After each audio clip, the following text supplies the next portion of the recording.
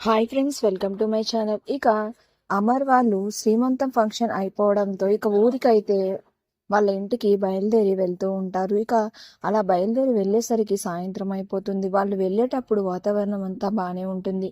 కాను వాళ్ళ అడుగు ప్రాంతంలోకి అడుగు పెట్టేసరికి చుట్టుపక్కల మొత్తం చీకటిగా మేఘాలతో కూడిన వర్షంతో ముందు దారి కనిపించకుండా అవుతూ ఉంటుంది. ఏవండి, మీరు ఎలా డ్రైవింగ్ చేస్తారండి?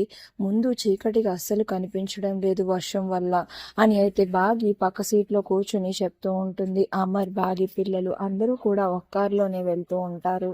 ఇక అలా సగం దూరం వెళ్ళేసరికి ఒక ప్లేస్లో అయితే దారి బాగోకపోవడం వల్ల ఒక గుంతలో కార్ టైర్ ఇరుక్కుని కార్ అయితే ఆగిపోతుంది. ఇక గుంతలో కార్ పడడం వల్ల బాగి ఒక్కసారిగా అమ్మ అని అరుస్తుంది. ఇక అమర్ అయితే కార్ దిగి చూస్తారు. చూసేసరికి ఒక చిన్న ప్లేస్లో అయితే కార్ టైర్ ఇరుక్కుని ఉంటుంది. కార్ టైర్ ఇరుక్కుంది అని లోపలికి వచ్చి బాగీకి చెప్దామని అనుకునే లోపు బాగీకి అయితే నొప్పులు ఎక్కువగా వచ్చి పురిటి నొప్పులు అయితే వస్తూ ఉంటాయి.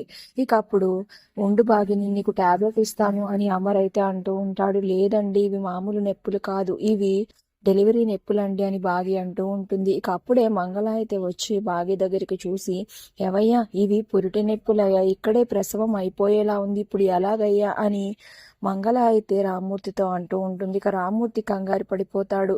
ఇక వెనకే ఉన్న పిల్లలైతే, మిస్ అమ్మ ఏం కాదు మిస్ అమ్మ, కాస్త ఓర్చుకో మిస్ అమ్మ అని మిస్ అమ్మకి ధైర్యం చెప్తూ ఉంటారు.